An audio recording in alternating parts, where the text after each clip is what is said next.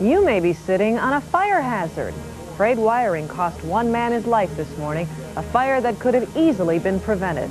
We'll show you what to watch out for in your own home next on the News at 5. Operation Restore Hope reaches out. U.S. Marines extend their mission of relief to the people of Somalia.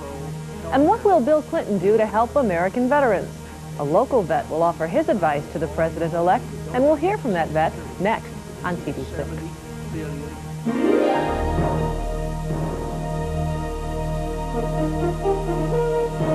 A friend you can count on in Milwaukee. This is the TV6 News at 5. Good evening, I'm Joyce Garbaciek. Vince Gibbons and Melody Wilson have the day off. A fire breaks out in the middle of the night. An elderly man from West Allis is killed, and 4 other people are left homeless. What is particularly sad is that this fire never should have happened. It started because of circumstances which could pose a fire hazard in your home. Dan Jones reports. The fire broke out shortly after midnight in a house in the 1000 block of South 84th Street. There were 2 living units in the building. The couple who lived with their 8-year-old daughter in the unit where the fire started got out safely. 80-year-old Ernest Milligan, who lived in the other unit with his grandson, died. His grandson wasn't home at the time. The West Allis Fire Department is pretty sure how the fire started. We're in the lower living room unit right now. There's a sectional couch right here. The sectional couch was sitting right here. Behind the couch was a storage area where boxes were kept. This is where an electrical outlet was. A cord was plugged into the electrical outlet, leading across the floor underneath the couch and plugged in to this lamp. I seen smoke and I went into the living room and there was smoke coming from the couch and sort of glow, little flame. I thought, no problem. I ran back in the kitchen. I said, honey, I said, we'll get some water quick. We ran back in there. Well, by then, the curtains were up. Well, then I thought, we can't stop this. Fire officials showed us a frayed cord plugged loosely into an outlet. There was a storage area behind that sofa, and he would constantly move the sofa back and forth across these wires. Now, with this being frayed like this, and with this bottom outlet having the prongs not fully pushed into the outlet itself, this type of fray, I'm told by our electrical inspector that may not trip the circuit breaker, which would allow current to continue through this. The people who lived here lost everything. What kind of stuff do you need? Do I need? My grandfather. That's all I really want.